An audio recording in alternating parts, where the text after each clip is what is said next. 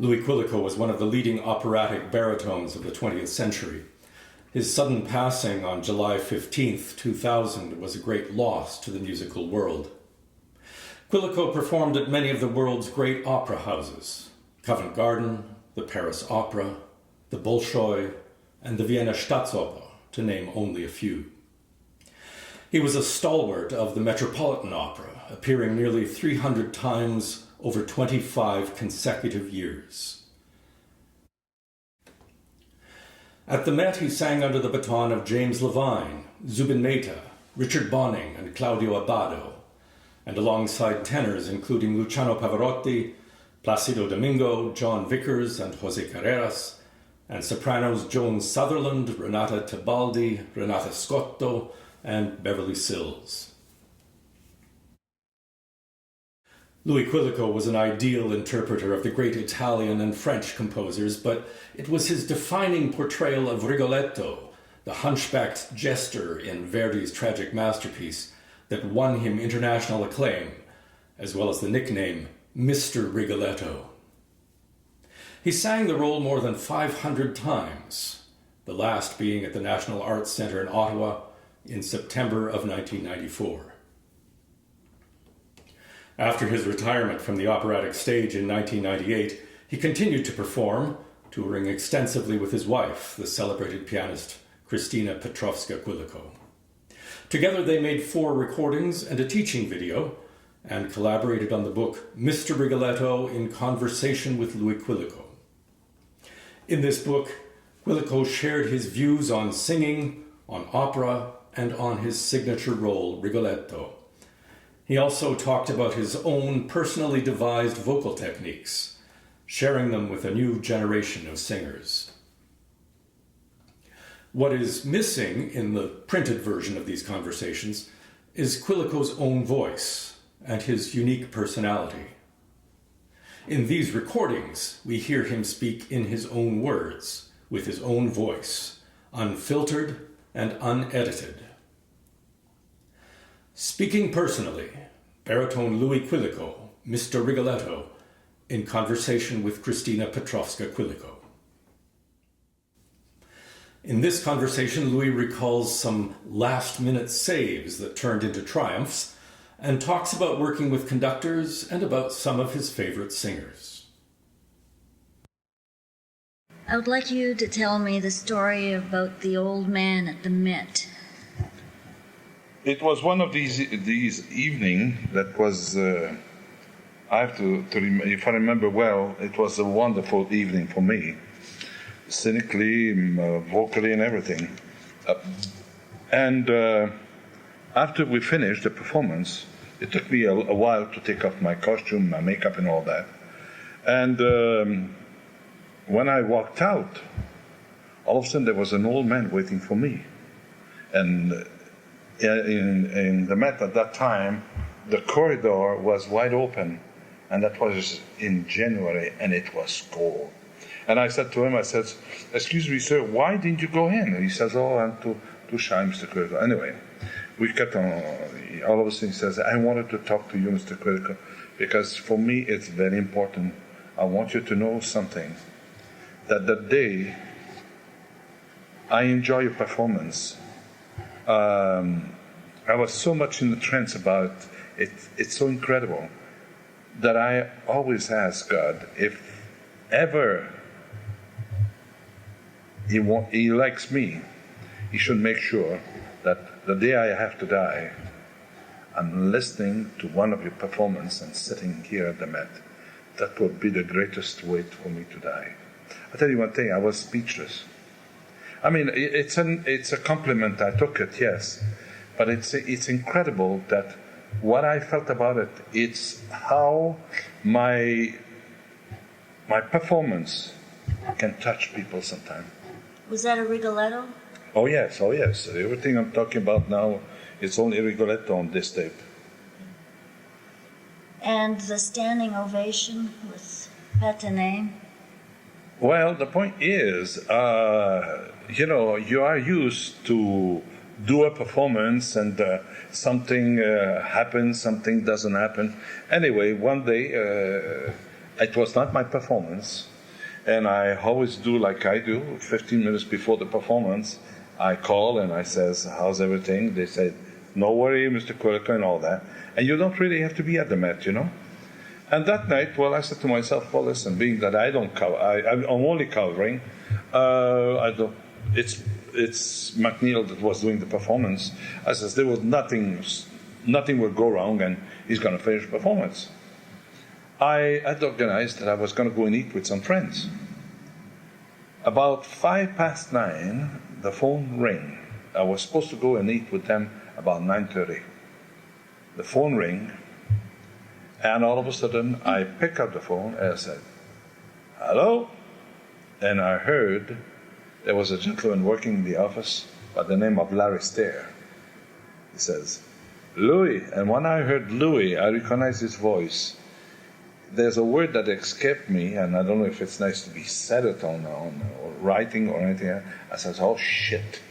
I says, no, Louis, it's not oh, shit. Bring your cacas around here. We need you tonight. And all of a sudden, I rushed as much as I could, not to make the performance too long. But I should have done something that night. I should have made them wait, because, that would have been nice.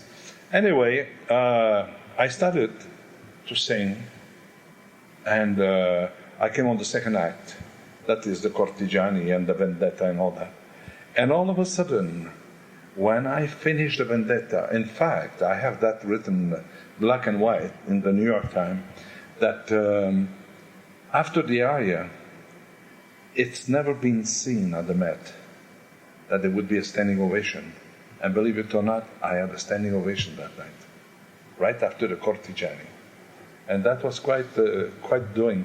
But I have to say, I was responsible for it, yes. But at the same time, I have to say one thing. Patanay was incredible that night. And both of us, we were like, before we started the performance, I said, Maestro, remember one thing. I'm going to watch you, watch me, and I said, we're going to try to do a good performance. He said, don't worry, I'm there. And he was there, And that's the beautiful thing about this performance that I remember for the rest of my life, I think. I hear nothing but wonderful stories about Patanay as a conductor. Well, I have to say one thing. One of the greats. It's one of the great, because, he had something, I would say one of the great, because, he's dead. But the thing is he had an understanding for music. It was not only a matter of understanding of the music, how to conduct an orchestra. You might have some conductor, they're very wonderful, they can conduct, but he had more than that.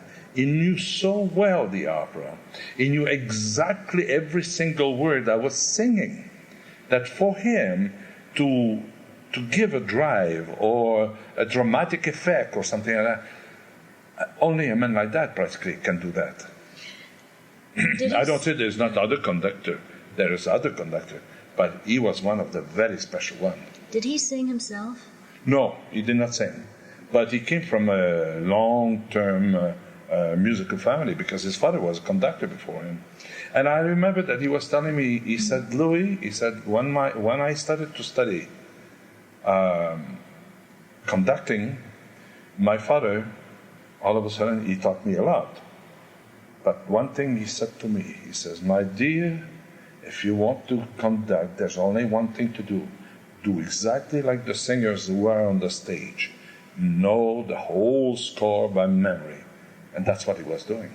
So he was one of the conductors that conducted everything from memory? Oh, yes, never a score. In fact, somebody was telling me that at the Met he did what he called, for instance, Lohengrin. all by memory. Yeah? Nothing. He couldn't. I don't know. I think he could not be slave of the score. And I have to say one thing. In certain ways, it's very. If you can do it, it's marvelous for that reason, because you don't have to rely on a book. You know exactly what it is. And I have to say one thing. When it was a 3, it was a 3. When it was a 4, it was a 4. That's it. He was so incredible. He knew the score backward, forward, and put it the way you wanted. It was so incredible. And he had a knack for following singers. Oh yes, that I have to say. Except one thing, that if he felt that sometimes you were a little bit, he did not like that. What he wanted in his mind was, give me a dramatic sense to your performance, you as a performer. And that's the thing that was very interesting, because I'm not the only one that said that about him. There's a lot of people that talked about Patanelli. It was so incredible, What do you like to see in a conductor? Well, what I like to see with the conductor is very simple. It's not too complicated. Is that he does exactly like I do. Try to do a musical performance that is not only a musical performance, but music is to transfer to the public a message. In the orchestra, do exactly the same thing. But very often the conductor don't know these things. You're the only one maybe on the stage that understand that. And I met some of them. Oh God. Tell you one thing, you go through hell. Simply through hell if they're not up with you. Who has the final word during performances on tempo and that? Is it the singer or is it the conductor? In general, if you have an intelligent conductor, if he's not intelligent, you might have a little problem. But if you got an intelligent conductor that understands, that he hears you, and he feels that you're doing something right, that's it. That automatically, he doesn't have the last word, and I don't have the last word. We're both communicating together, and that's what is the beauty. Why do you think sometimes you have some performers that come out with a performance, you say, my God, did you hear this? For that reason. Because, it's very, very important to have a conductor. But at the same time, if you got some soloists, you put it any way you want it. A pianist, a violinist, a singer, we're all in the same boat. The conveying of the music, the conveying of the message of what the composer received himself. And very often, don't try to fight the composer. And very often, for instance, you're going to have some conductor, but he wrote here 60, but maestro, are you sure it's him?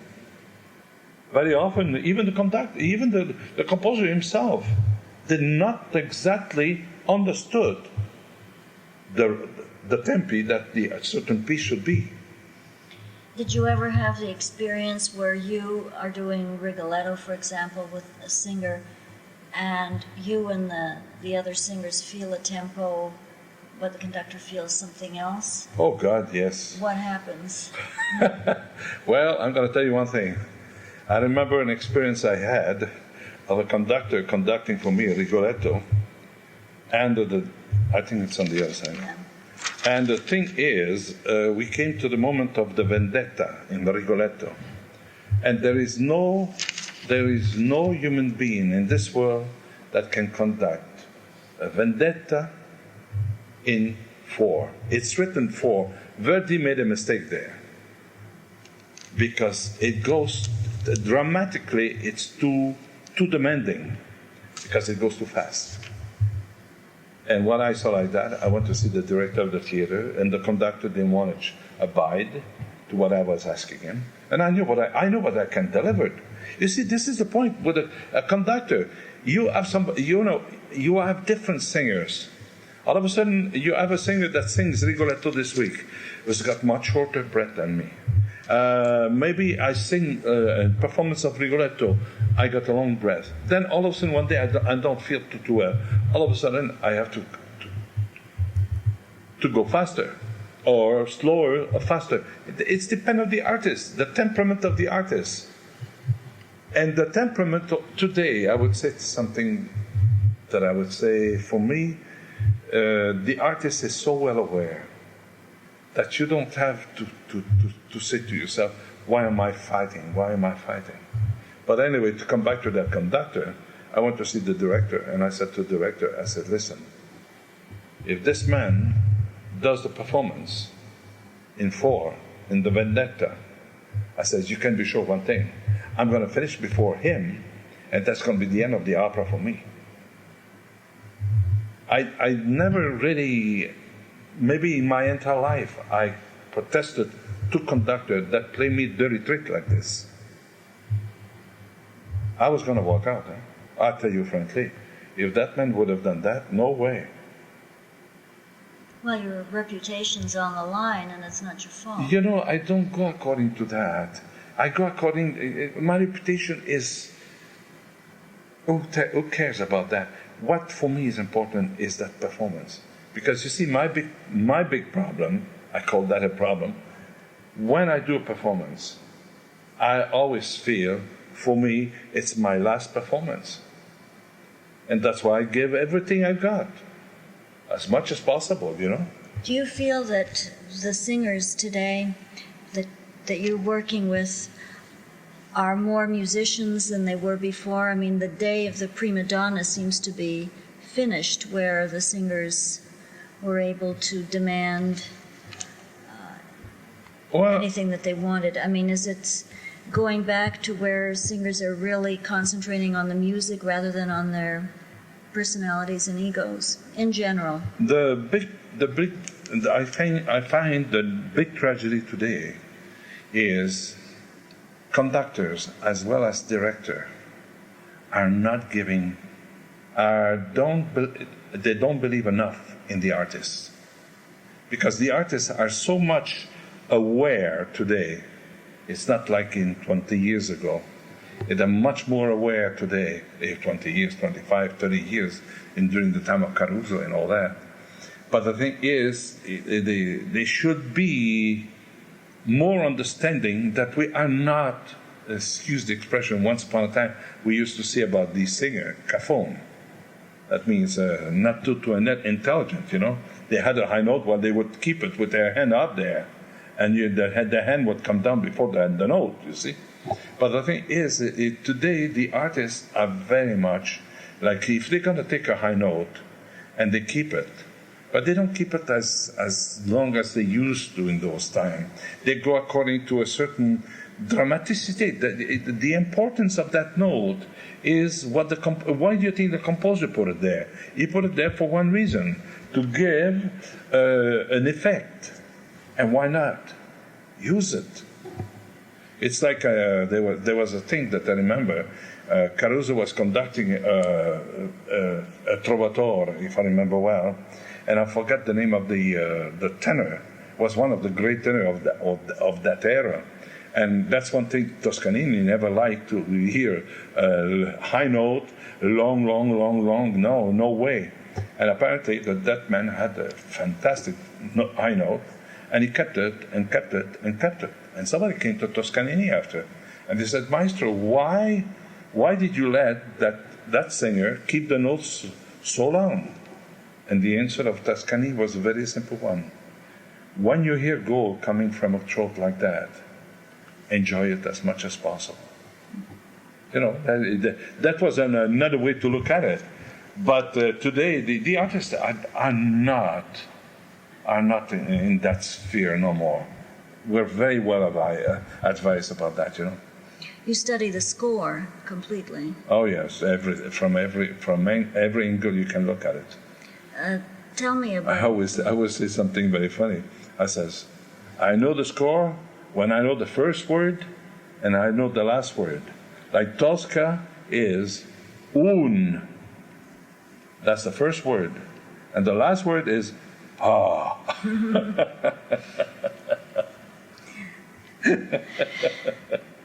Okay, tell me about some of the singers from the past, some stories of, say, Leonard Warren or the Rigolettos that you've...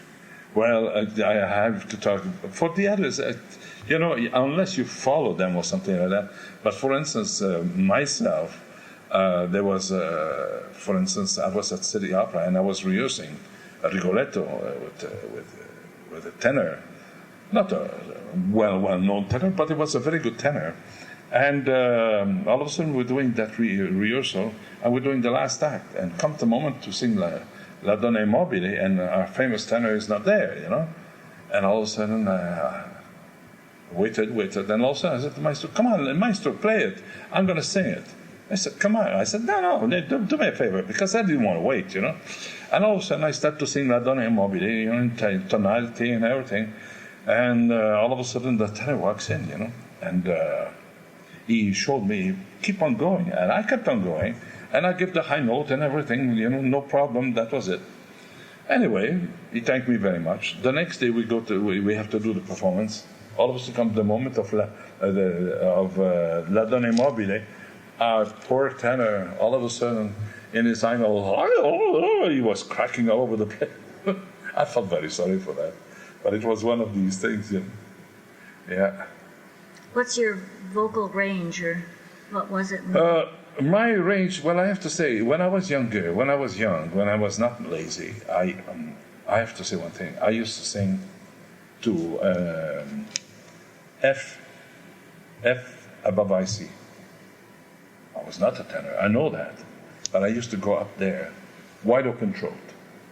That's what helped me tremendously. But my range is now, I would say, from an F lower than the middle C, and to about A flat, A natural. What it needs for the repertoire, Well, you never answered my question about the favorite singers of the past. Oh, you mean the favorite singers of the past? The old singer, I don't know much about them. I know Rosa Poncel, because I met her. I knew her very well. Caruso, you heard the recording and all that. I like them very, very, very much. But today, for me, we have some singers that are as great, if it's not maybe greater than they were.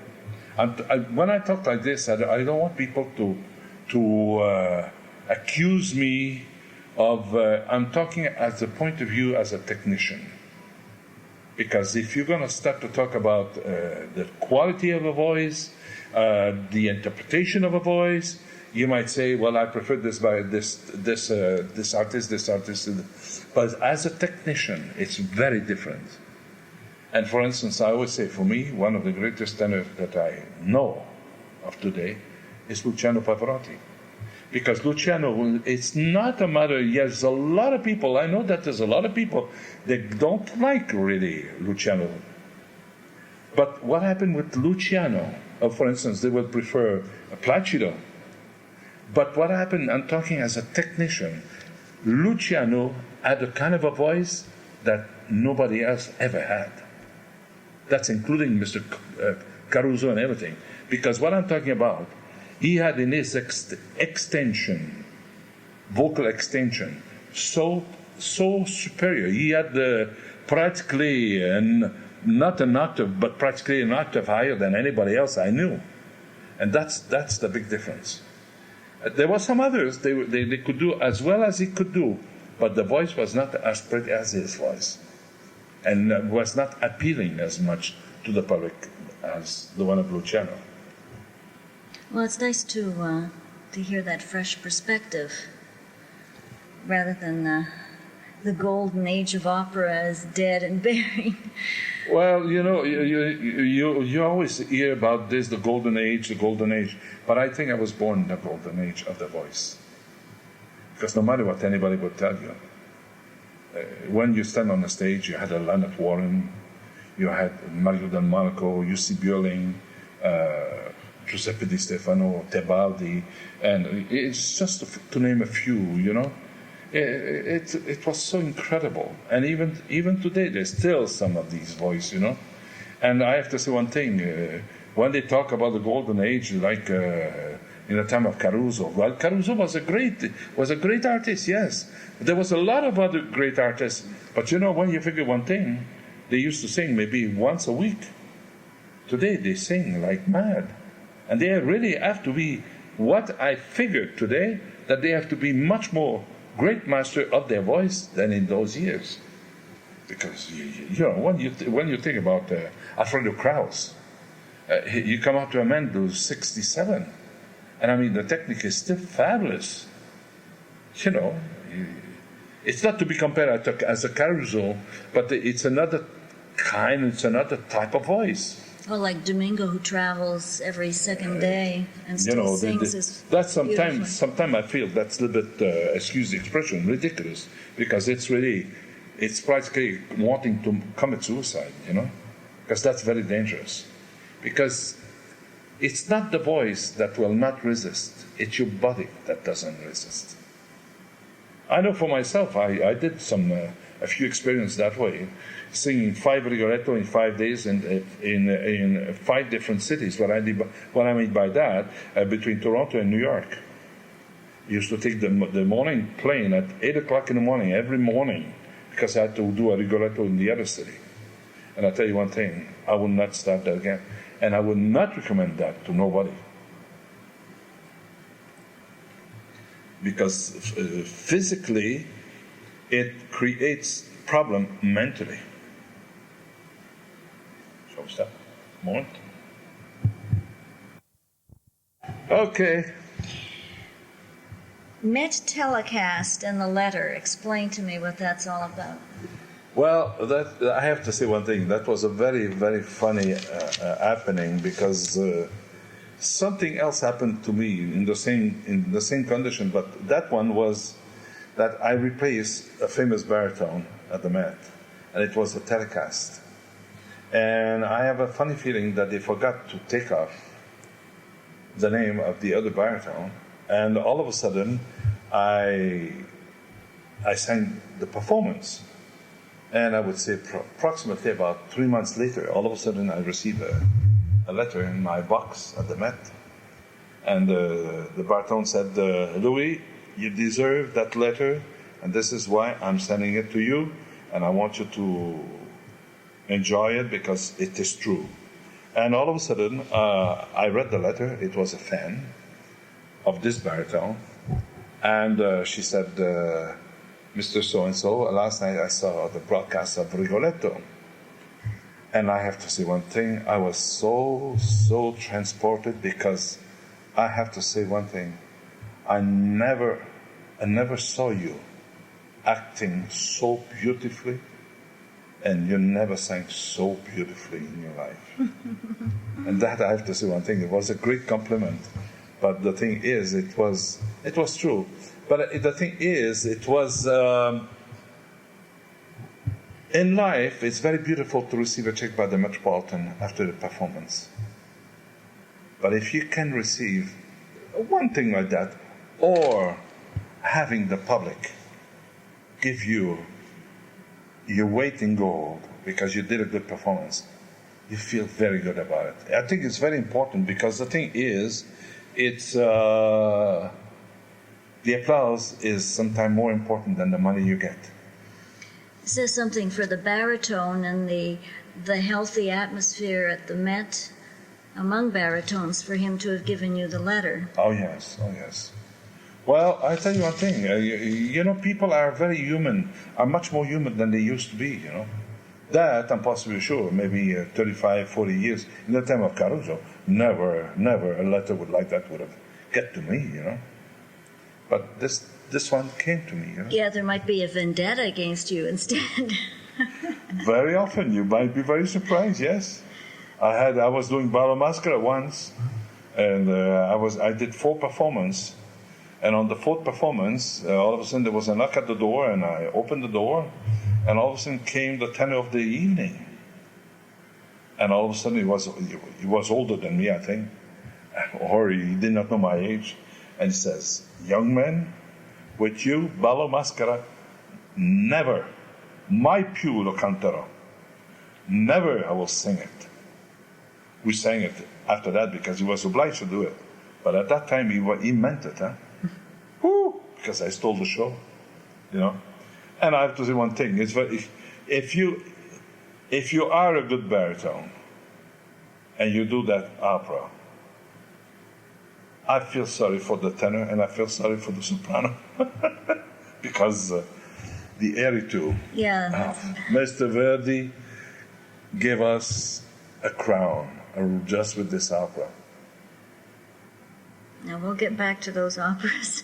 Let's stick to Rigoletto. Okay. You talked to me about Frank Corsaro and the New York City Opera, with which you had such a... Well, I'm going to tell you one thing. For me, maybe the Rigoletto of City Opera might be the production that I enjoyed the most in my entire career. Maybe not as a performance, because I think the one of Patané I said before, I think that is the greatest performance of any opera I ever done in my life. But I would say the production of the City Opera of Frank Corsaro was superb, was so incredible. And the thing why I liked it so much, it's all the detail. You see, before I met Frank, all of a sudden, I was doing my own Rigoletto, and Rigoletto scared here, Rigoletto scared, he was always scared. But all of a sudden, when I met Frank, I said, Frank said to me, he said, Louis, it's not because you're afraid.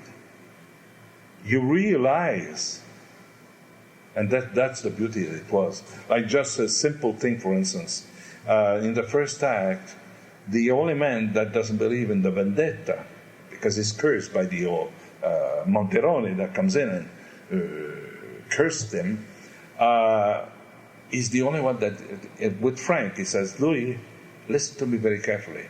You're the only one who doesn't believe in the curse. He says, when you come in the second act, the second scene, I mean, and all of a sudden the first thing you say, quel vecchio malediva me. That phrase, the old man cursed me, that's what the translation. You say it 3 times. He says, Verdi did not write with your mind. He put here piano, more piano, and even more piano or rhythm, change the rhythm or anything like that. He says he didn't put exactly why he did it, but try to think about it. If you say one phrase 3 times, there's got to be a difference. And he says, for me, I'm not Verdi, but he says, my feeling was that Verdi in the first scene was Rigoletto was the only one that didn't believe in the curse. And that's in the second scene after that, then he started to talk about it. I don't believe it. Then the second one, he started to talk about the Duke and the court. They make me believe that, and they make me what I become. Then after that, a little bit, he says again, the old man cursed me. Then the tone of your voice has to change. It's not anymore the same. It's not anymore the old man cursed me like the first one. No, this one, you're starting to believe it. And by the third one, before you reach the third one, you say so many words, you are deformed, and you curse by the court and everything. He says, all of a sudden, what is happening? He says, the third curse, you believe in it. It's you. And I tell you one thing, it was air-raising. It's like one thing that we used to do, for instance, a very simple thing at the end of the last act. All of a sudden, she's begging forgiveness for her and the Duke. And what I used to do, I used to grab her from the floor and shake her. I don't want you to die. You're gonna stay with me. And I tell you one thing, it was very funny. Another thing that was even worse, because after she is killed, not killed, she didn't die yet, but she dag in the house of Sparafucci, and they bring her out in the sack, and all of a sudden they put the sack on the floor. They used to bring the bag out of the house, and they used to put it on the floor. I would come around and kick that bag, and the funny thing about it, you could hear the public, in the theater. It was so incredible. Another thing, there were some moments towards the end of the last act too, that I would more or less be very nasty with her. I would be very nasty with her, and good. I'll put it in after. And do you know that I could hear people in the hall crying?